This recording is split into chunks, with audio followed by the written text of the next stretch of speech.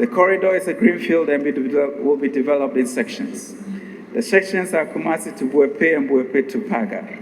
A pre-feasibility study was undertaken on the line, and in 2017, we plan to undertake full feasibility studies to enable the ministry to invite developers and source funding for the development.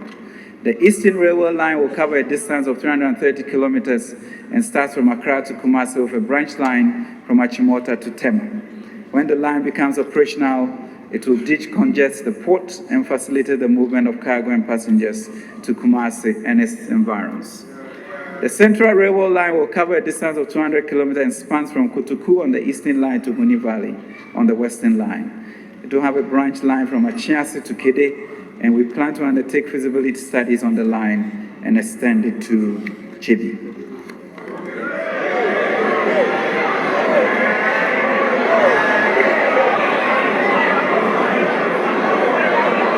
Order.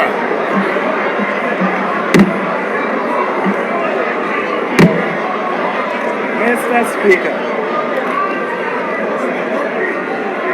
housing. Order. Housing. Order. Mr. Speaker,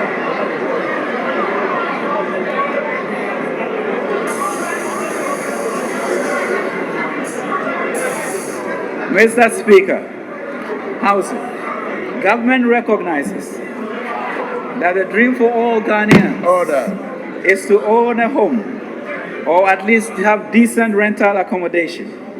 There are, however, major constraints to this dream. These include the high cost of buying and renting a home, undersupply of annual requirement of housing units, lack of long-term financing for real estate development, and lack of appropriate financing arrangements. To reduce the housing deficits, government will use appropriate mix of public policy and public-private investment to deliver quality, affordable housing solutions that meets the needs and financial capacity of ordinary Ghanaians. Water and sanitation. Mr. Speaker, major water projects to be undertaken in 2017 would include the continuation of the Greater Accra Metropolitan Area water extension projects, as well as those of Kumasi and Kepus, the Pong at Kimodan and Ho water expansion projects, tunnel water treatment project for the Upper East region of Rongo, as well as those of the Yendi and Damango will be undertaken, while the WA project will be completed.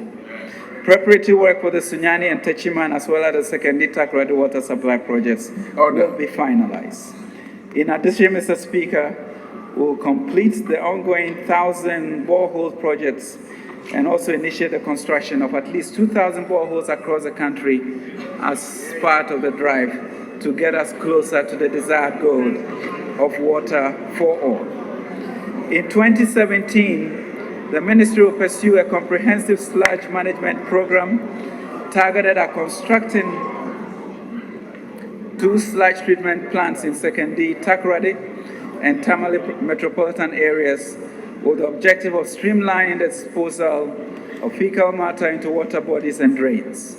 The ministry will also provide appropriate uniform and identification for 4,500 environmental health officers nationwide to ensure visibility and enforcement of environmental sanitation and basic hygiene bylaws. Roads and highways. The ministry maintained its focus on routine and periodic maintenance activities to protect the huge investment made by government in the provision of the road infrastructure. In 2016, routine maintenance activities were undertaken on 10,723 kilometers of road of the trunk road network, 16,183 kilometers on the feeder road network, and 9,384 kilometers on the urban road network. Mr. Speaker, in spite of the major investments made in the road sector, we continue to have some major deficits. The past few years has recorded a significant increase in the award of contracts, leading to a large portfolio of projects that are in excess of what our budget can accommodate This has led to delayed payments and the resultant penalty payments, accumulation of arrears, and unacceptable poor quality but costly road construction. There are also the issues of limited contractor capacities leading to substandard work, encroachment of right-of-way, and lack of maintenance and care. In 2017, government will undertake a review of existing projects to bring them to more sustainable levels and within available funding. Monitoring will be strengthened and efficiency measures followed. New projects will only be accommodated after this review and within the allowable fiscal space. In the meantime, maintenance work will be continued. This will include 11,900 kilometers of routine maintenance activities, 22,950 kilometers on trunk and feeder roads, and 10,200 kilometers of urban road network. The ministry will also undertake minor rehabilitation works on 60 kilometers of trunk roads, 350 kilometers of feeder roads, and 100 kilometers of urban roads. In 2017, 195 kilometers of trunk roads and 25 kilometers of urban roads will be constructed. Some of the key roads programmed for construction include construction of bridge on the Volta River at Volivo, in Sawam, Apeja Road, Kwafukrum, Tamaleyendi Road, Bolgatanga, Boku, and Asilari Road, dualization of whole main roads, construction of Go bypass, construction of Obechabilamte interchange, construction of Pokwasi interchange, Kumasi roads and drainage extension projects.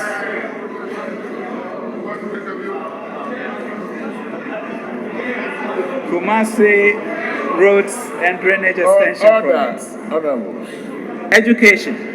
The mandate of the ministry is to provide equitable access and quality education to all Ghanaians, to make them functional citizens in order to contribute to the growth and development of the country. Over the medium term, government aims to shift the structure and content of Ghana's education system away from merely passing examinations to building character, nurturing values, and raising literate, confident, and engaged citizens who can think critically. To overcome this challenge, government will also redefine basic education to include secondary education, covering technical, vocational, and agricultural education. As part of this initiative, basic education certificate examinations will be used as a tool for placement of students into second cycle schools and not for certification. To improve the quality and relevance of education and further make the products of our school systems competitive, government will review the basic level curriculum to focus on the 4 R's of reading, writing, arithmetic, and recreation, to include life skills and creative skills. Government intends to ensure that all our children have these basic skills when they exit the primary school system.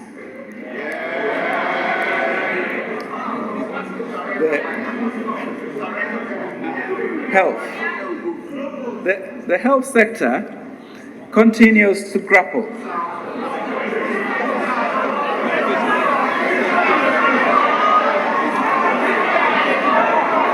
Mr. Speaker,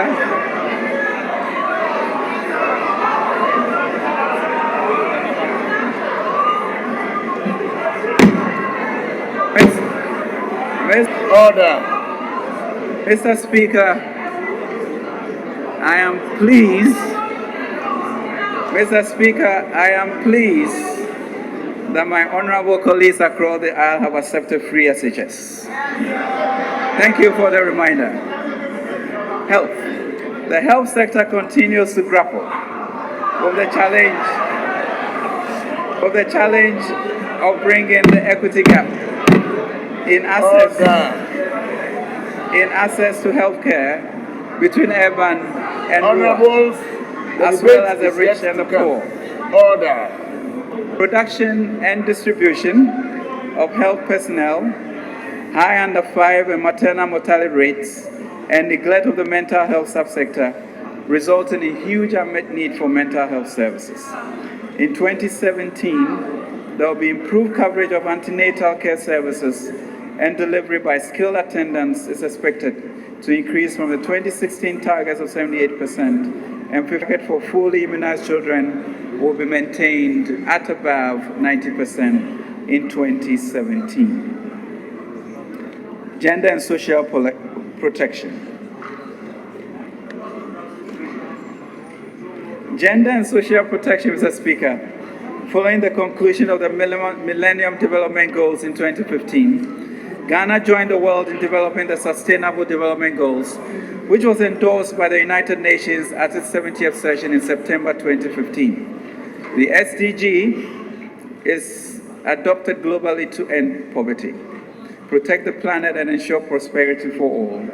In order to fight extreme poverty and vulnerabilities and ensure that no group is disadvantaged and left behind in the development process, government is committed to improve on social protection policy implementation and systems. The Ministry of Gender, Children, and Social Protection will facilitate the passage of the Affirmative Action Bill and the Domestic Workers Bill, will refocus the LEAP program and adopt effective means of targeting and enrolling beneficiary households. The school feeding program will also be reviewed to make it more transparent and effective and linked to the agriculture sector initiatives. Youth and sports development. Mr. Speaker, the youth will drive the discovery of new technologies, innovation, and growth in the future. Our focus over the medium term is to create an enabling environment to build the capacity of our youth to take on more active roles in our country's future and its development. A number of initiatives we are rolling out are targeted at the youth. In the area of sports development, feasibility studies will be completed to facilitate the expansion of the infrastructure stock and transform the National Sport College into a center of excellence through public-private partnership arrangements. Additional efforts will be made to support other disciplines, starting from our schools. Mr. Speaker, policy initiatives. Mr. Speaker, despite the major macroeconomic and structural challenges we face as a nation, we believe that with the appropriate policy interventions, we will set the stage for job creation opportunities, ease hardships, and secure a bright future for all of our families, businesses, and industries.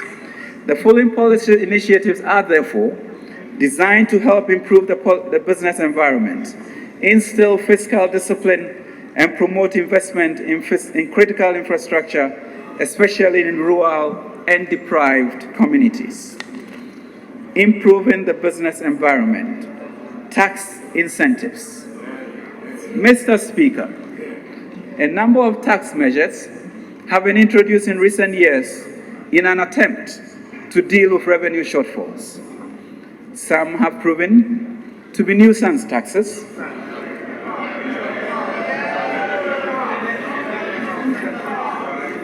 They have low revenue yielding potential and at the same time impose significant burden on the private sector and on the average Ghanaian citizen. As part of our commitment to re-energize the private sector, government has decided, as pledged, to review these taxes to provide relief for businesses.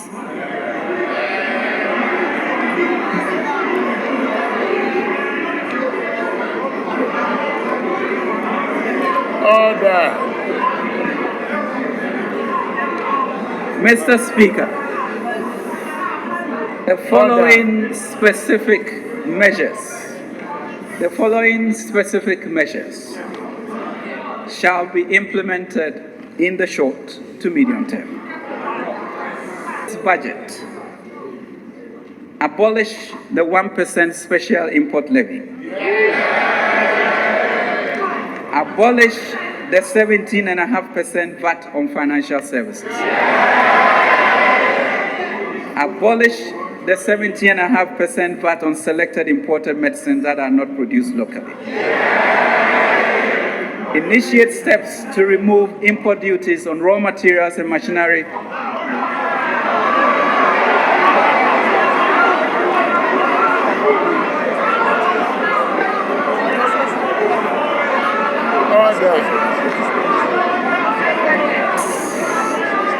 Initiate steps. Order. Mr. Speaker.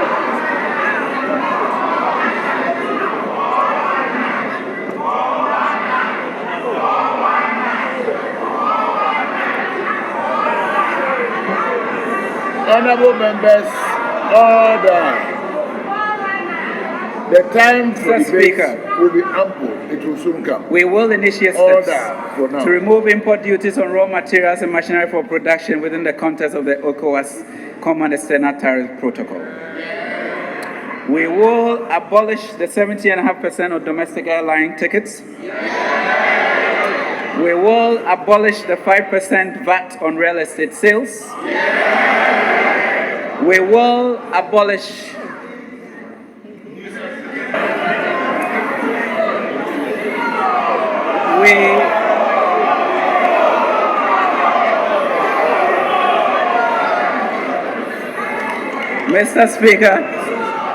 Mr. Speaker, we will abolish excise duty on petroleum.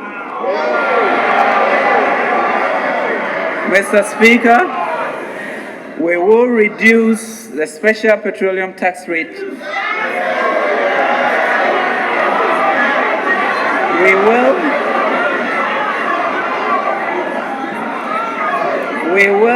will reduce the special petroleum tax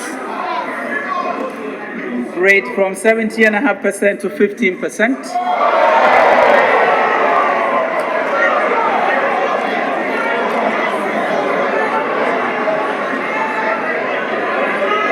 Mr. Speaker, Honorable members, order.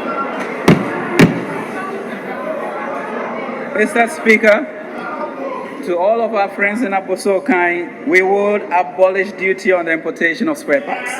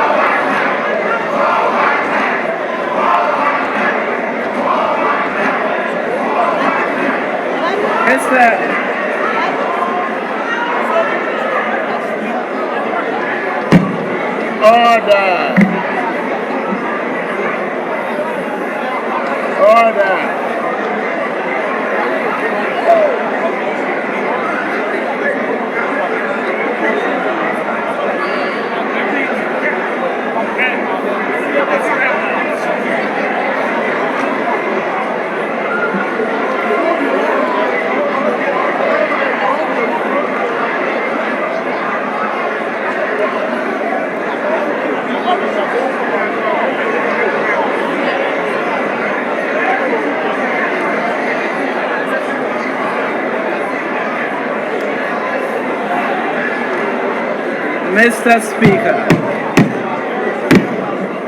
Order. Mr. Speaker. Honorable members, shall we continue? Order.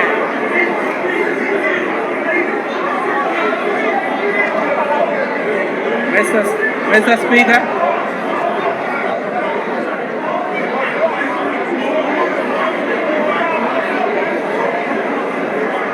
Mr. Speaker.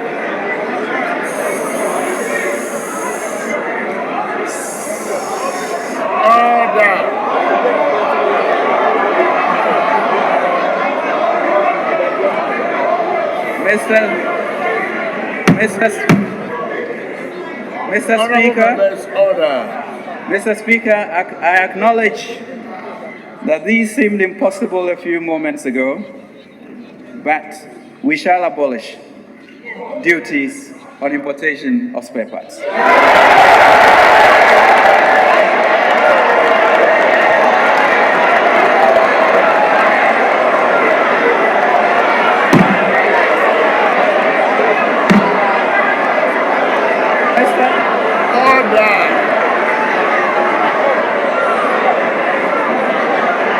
Mr. Speaker,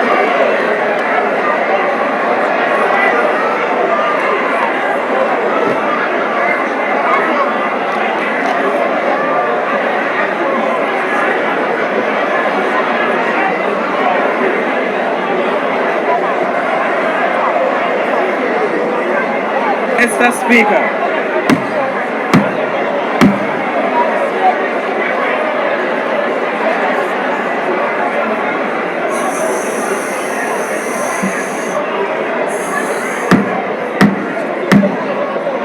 Honorable members, order.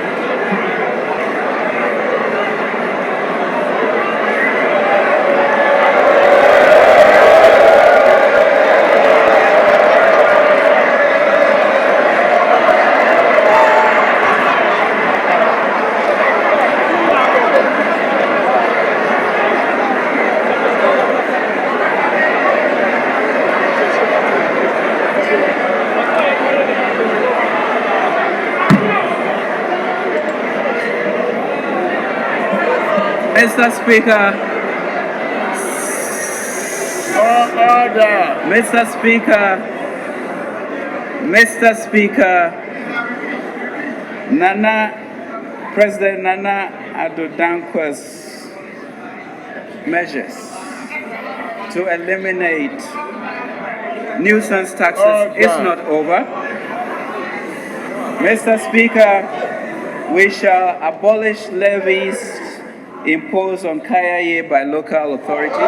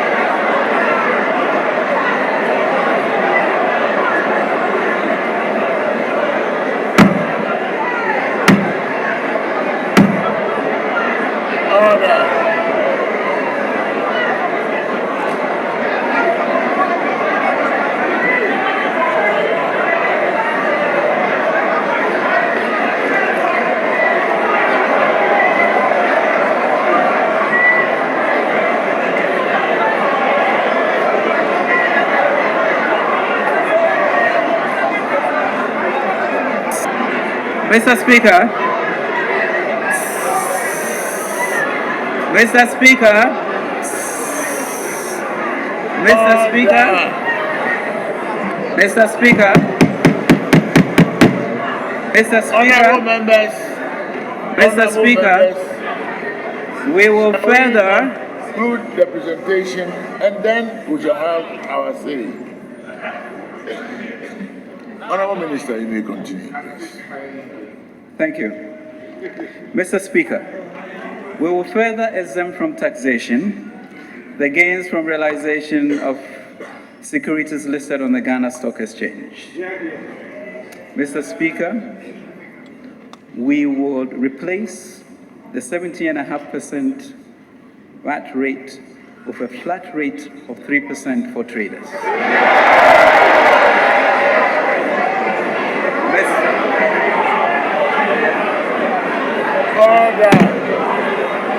Mr. Speaker,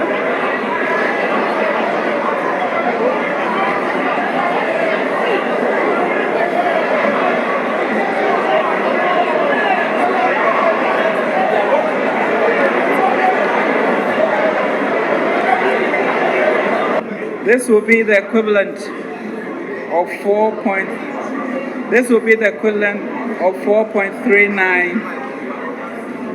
Mr. Speaker, this will be the equivalent of 4.39 million Ghana cedis annually. It is expected that the project selected under standardized guidelines will fall in the following categories: 1 district, 1 factory, 1 village, 1 dam, small business development, agriculture inputs, including equipment, water for all projects, and sanitation projects. Mr. Speaker, establishment of development authorities. Mr. Speaker, in order to ensure that IPEP and other local initiatives are implemented in a well-coordinated manner, government will set up 3 development authorities, namely Northern Development Authority, Middle Belt Development Authority, and Coastal Development Authority. The development authorities will be the main economic development implementing agencies in the areas they cover. Mr. Speaker, government will restructure and transform the Savannah Accelerated Development Authority into a more focused Northern Development Authority, 3 northern regions. Mr. Speaker, the Middle Belt Development Authority will serve as the main development agency for the Middle Belt of the country in our Zongo communities. The ZDF is expected to leverage its seed fund to attract additional funding from development partners, private sector institutions, civil society organizations, and other non-governmental organizations. Mr. Speaker, free public senior high school. Mr. Speaker, as part of our commitment to improve access to education at all levels, government will implement the comprehensive free public senior high school program, starting with the 2017-2018 academic year. Mr. Speaker, adequate provision have been made for the funding of this monumental social intervention program, which is set to begin in September 2017 from the ABFA and other domestic revenue sources.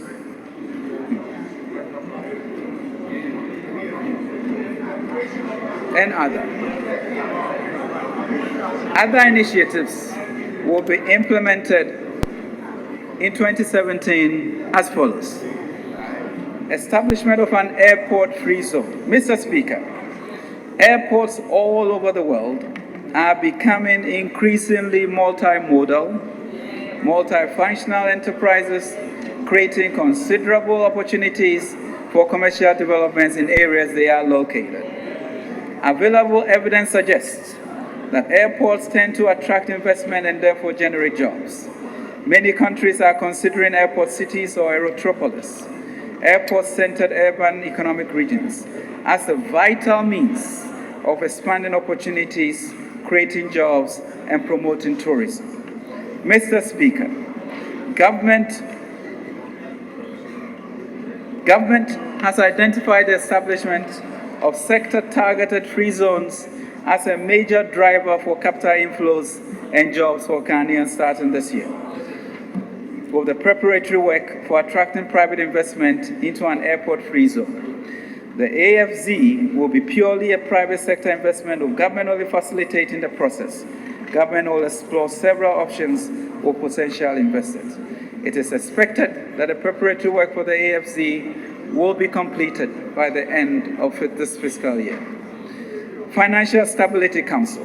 Mr. Speaker, exposure to debt from bulk distribution companies, state-owned energy entities, as well as non-performing private sector loans, continues to exert enormous pressures on the banking sector, posing a systemic risk to the entire economy. A significant number of banks have capital adequacy ratios below the required 10%, even after restructuring of the VRA and TOR debts. To address this over the long term, the government will establish a Financial Stability Council that will be mandated, among others, to continuously assess the vulnerabilities affecting the stability of the financial system and provide oversight over the steps taken to avert these risks. Mr. Speaker, as a government, we are committed to achieving a least cost power generation infrastructure through accelerated private sector participation. This will partly involve the restructuring of the power sector by bringing all hydro generation exclusively under the Volta River Authority, VRA, and creating a separate thermal market.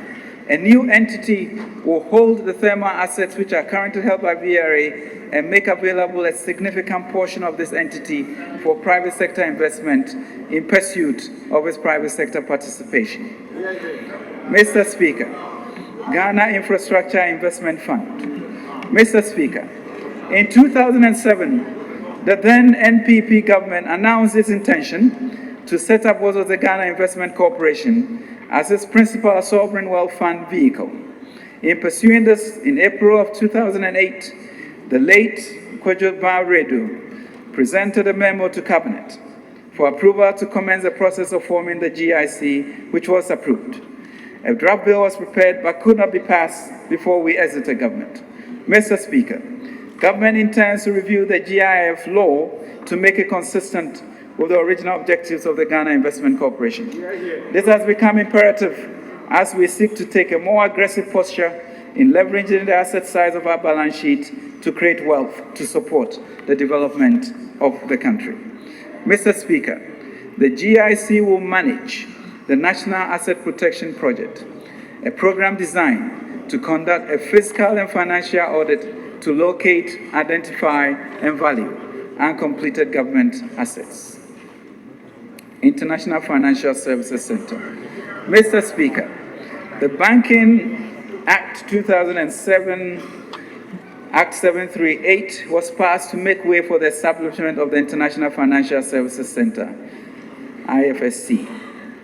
The purpose is to attract foreign direct investment income from license fees payable in foreign currencies, create employment, enhance local skills and knowledge, strengthen the financial sector through expansion in the use of investment banking instruments, and to increase the general competitiveness of the financial sector. Mr. Speaker, government will reactivate the process started by the Ministry of Finance at the Bank of Ghana as far back as 2007 to establish an International Financial Services Center in Ghana. Mr. Speaker, the Ghana Compact II program has officially come into force. Millennium Challenge Corporation. Both parties to the compact, the government of Ghana and the United States of America, are committed to complying with the obligation. As our president said, the implementation of Ghana's commitments has faced some challenges due to disagreements between stakeholders, particularly between Labour, ECG, and the Millennium Development Authority. We need further dialogue on the key issues that have been generated. We are aware that these discussions should be concluded urgently in order to arrive at the decisions that will allow for its implementation. Mr. Speaker, government will reactivate the dialogue on the key issues that have generated these disagreements to ensure that all concerns are adequately addressed and that a resolution will ensure the centrality of Ghanaian leadership in this transaction. Education funds. Mr. Speaker, we will initiate discussions with all stakeholders interested in the performance and excellence of their senior high schools in their communities. Parents, school alumni, religious organizations, the diaspora, and they'll be encouraged to establish a funding mechanism to support high schools of their choice. This will reinforce community involvement in governance and improve the quality of education in our senior high schools. It is time we all participated in ensuring that Ghana education regains its status of excellence. Integrated aluminium industry. Mr. Speaker, Ghana has since 1962 been contemplating the establishment of an integrated aluminium industry using its natural resources in bauxites, hydro, gas, and its existing smelter. The closest that the country got to realizing it was in 2008 when under President J.A. Kufuor. Thankfully, President Akufo-Addo has made the rapid and sustainable establishment of an integrated aluminium industry a top economic priority. This is in line with his vision for industrialization and transformation of the Ghanaian economy, with a deliberate focus on value addition to the country's vast mineral wealth to significantly expand the capacity of the economy to create jobs and wealth for the people. A lot of feasibility studies have been done in this area. The 2017 budget seeks to revive this critical game changer and has accordingly made provision to see the implementation of an integrated aluminium industry. The development of the industry will require 6 main components. First, the development of the bauxite mines which are located in Awaso, Nyinahini, and Chebi. Second, the establishment of refinery at one of the bauxite sites because of its Chebi, because of its closest proximity to Tema, where the Valco smelter is located. The location, because the bauxite is located there and it has close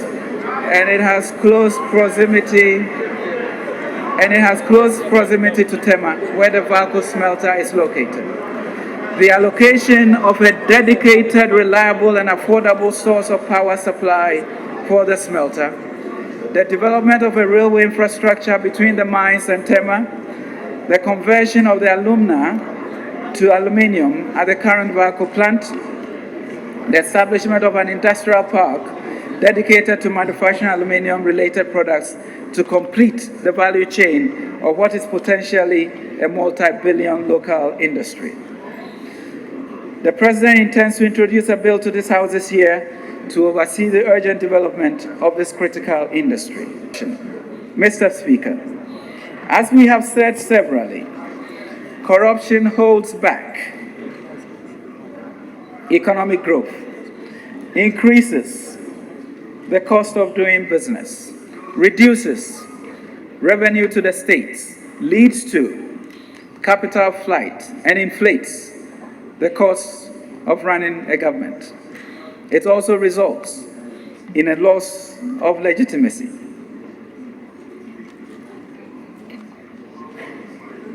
It also results in a loss of legitimacy and respect for legally constituted authority. Mr. Speaker, permit me to reassure the other side of the aisle that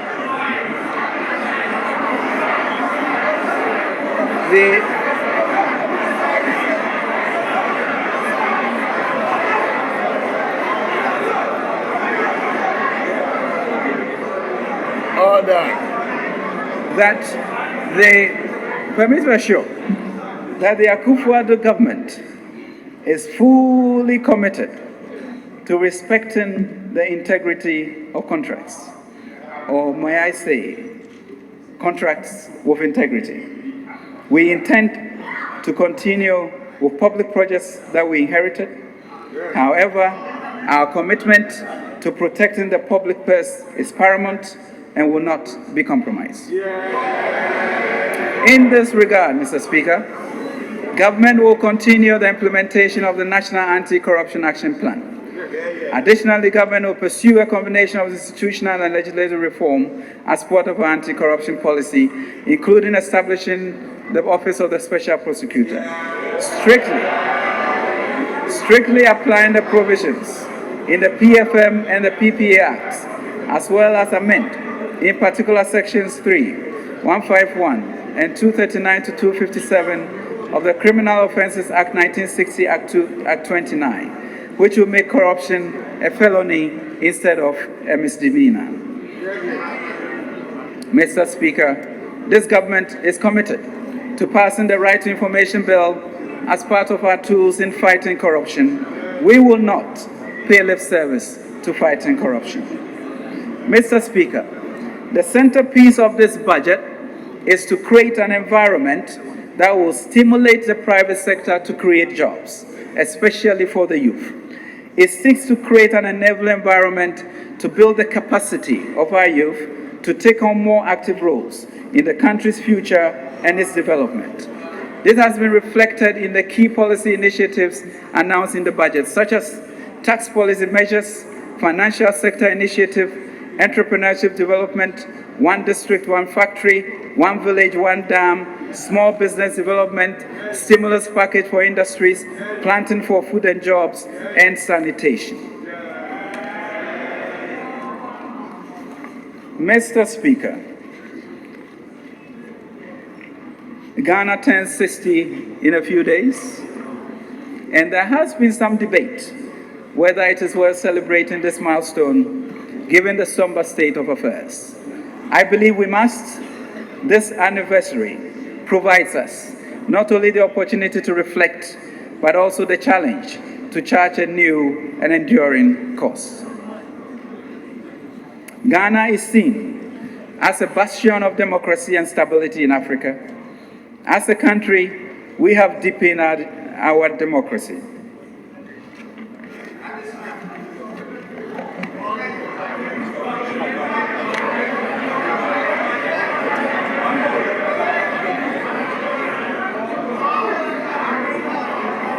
As a country, we have deepened our democracy. We have had 3 peaceful and successful transfers of power in the Fourth Republic.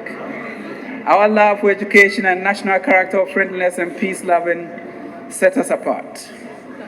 Our economic challenges have, however, been the bane of our development aspirations.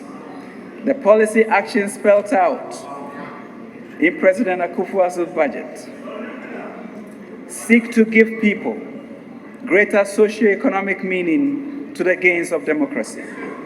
Mr. Speaker, we are ready to fix the economy and change the narrative to put the economy. Mr. Speaker, we are ready to fix the economy and change the narrative to put the economy on the right path of phenomenal growth. We believe that this budget sows the seeds for growth, jobs, and the economic transformation agenda outlined in the vision of the President, Nana Addo Dankwa Akufo-Addo.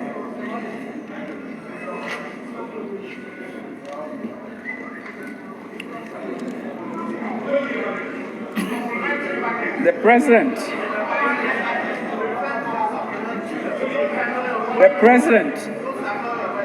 I wish to emphasize, believes in value for money because he knows that we can achieve far more for Ghana, even with what we have, if we apply discipline, integrity, care for the public purse.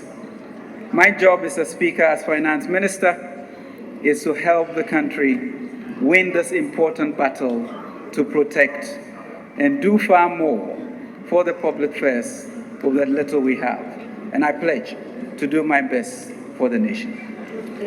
Ours, Mr. Speaker, government is a government of destiny, which will unite our people, and together, including all the honorable members in this chamber, we will create a climate of social solidarity, a society where the preferential option for the poor is at the core of a private sector-led growth to transform our society and achieve social justice, inclusive growth, and restore human dignity and prosperity for all citizens. Poverty, honorable members, is not natural. Our challenge as we sit in these hallowed halls is to liberate ourselves from a rigid and unjust economic and political social system which we have helped to impose on our nation. The democratic dividends of prosperity and equity are thus currently eluding us, and we must restore them. Mr. Speaker, this government will take deliberate and strategic steps to fundamentally change the structure of this economy bequeathed to us 60 years ago, and we are committed to implementing the measures I have outlined. We will restore and sustain macro stability. We will provide the environment for private sector to grow and to thrive.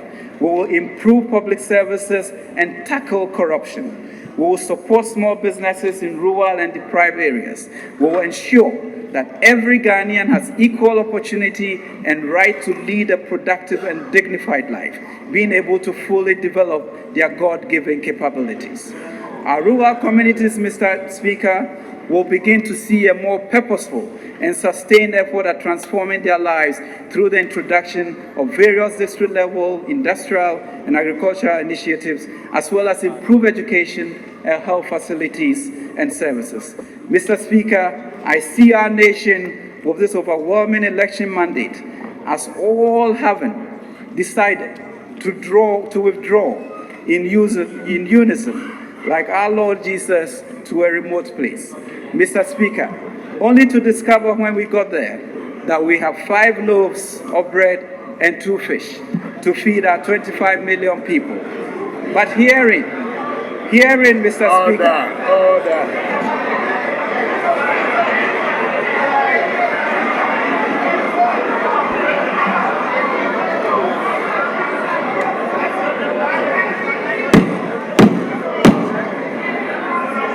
Honorable members. Mr. Speaker. Order. Mr. Speaker. Honorable members. Only to discover. Order. Only to The discover. budget in its totality, facts, figures, and also philosophy.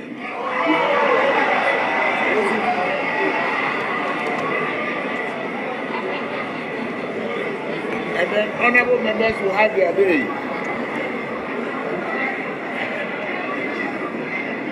Only to discover, Mr. Speaker, that we have 5 loaves of bread and 2 fishes to feed our 25 million plus fellow citizens. But herein lies the genius of the Ghanaian, for we are God's handiwork, created in Christ Jesus to do good works, which God prepared in advance for us to do. So as you can see, Mr. Speaker, with 5 loaves and 2 fishes, President Akufo-Addo's budget has tackled the 5 structural pillars of revenue, expenditure.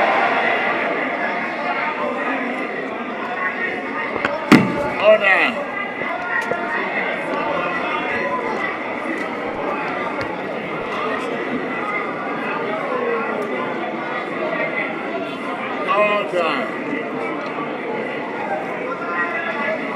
So, Mr. Speaker, President Akufo-Addo's budget of 5 loaves and 2 fishes has tackled the 5 structural pillars of revenue.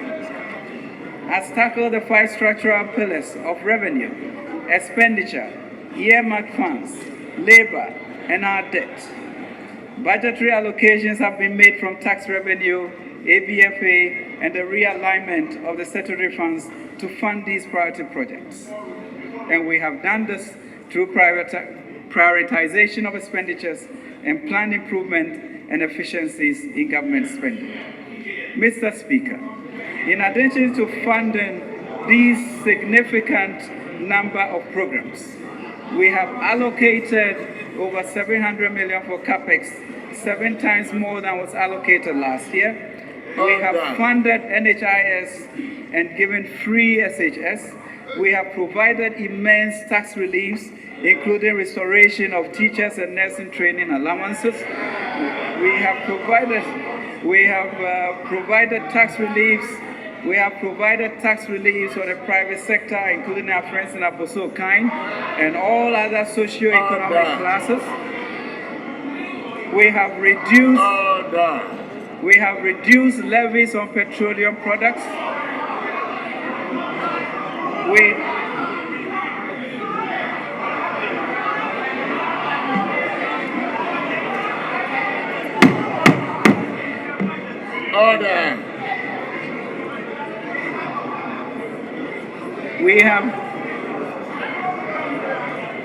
have reduced levies on petroleum products. We have reduced levies on petroleum products. We have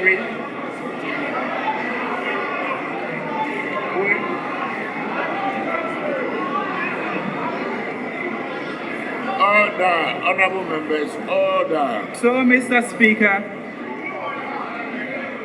even with these limited resources, we have fully funded NHIS. We have given free SHS. We have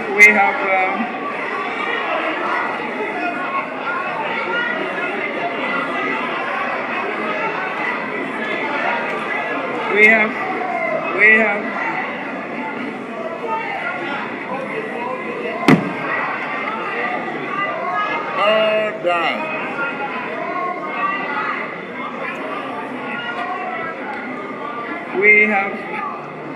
We have provided tax relief for the private sector and all other socioeconomic classes.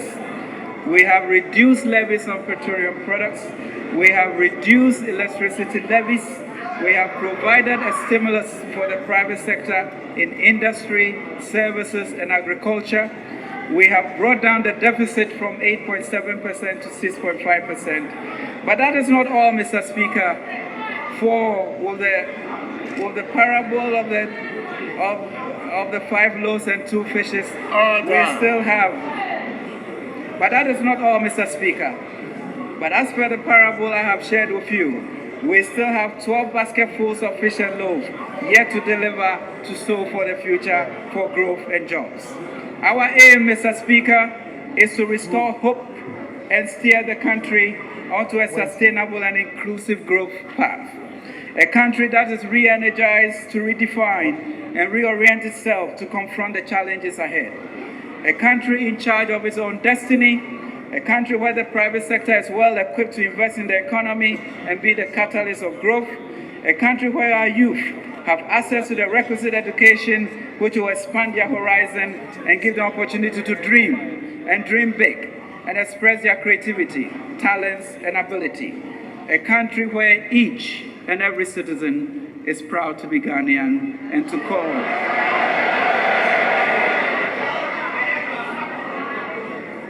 call this country home.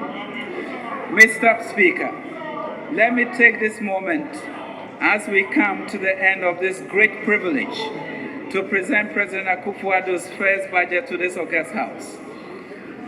To reflect, Mr. Speaker, on one of the finest moments,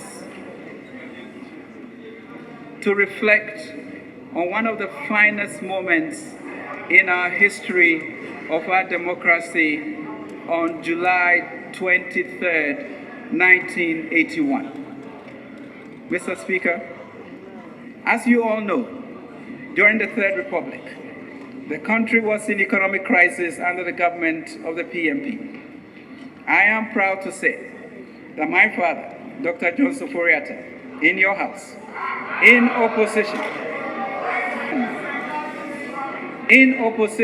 with an amendment motion, co-sponsored by Dr. G.K. Agama, successfully got this august House to amend the motion to save the country in crisis. Honorable members, on July 23rd, 1981, honorable members, we do have a crisis. We do have a challenge. We can handle it, and I'll call on you, honorable minority, and I'll call on you, honorable minority leader Haruna Idrisu, Honorable James Apeji, deputy minority leader, Honorable Mankata Mubarak, chief minority whip, Honorable Ibrahim Ahmed, Deputy Chief Minority Whip.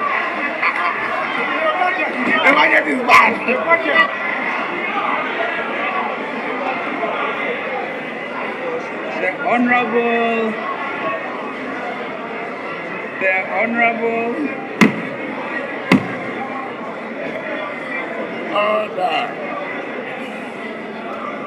the Honorable Second Deputy Speaker Alban Bagbin,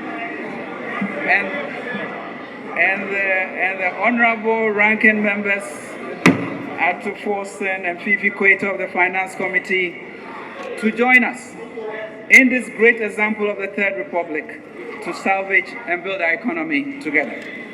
We believe, with the help of the Almighty God, we can deliver on President Akufo-Addo's well-thought-out programs and policies and build a business-friendly and prosperous economy. Mr.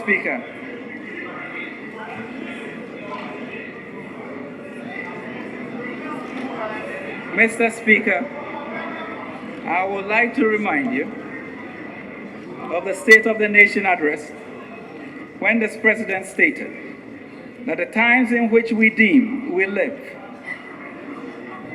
demand that we all be in a hurry to deal with the problems that we face.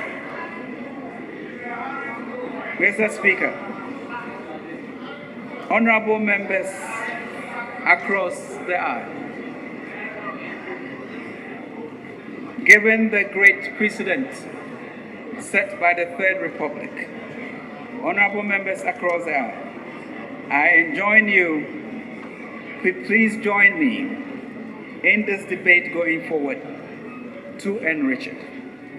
Mr. Speaker, we can do it.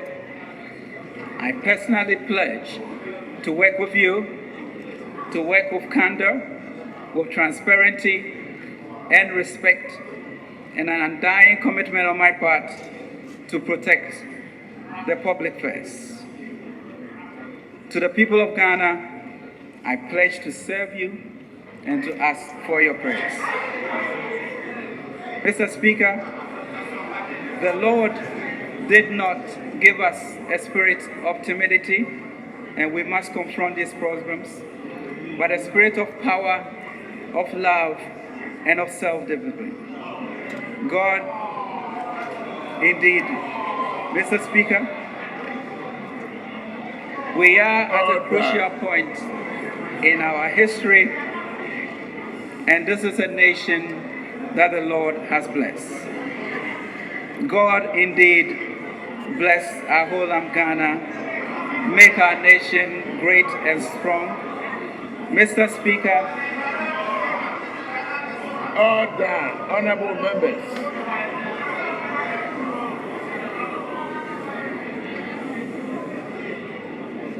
Mr. Speaker, I beg at this juncture to move the Asempa budget. Thank you.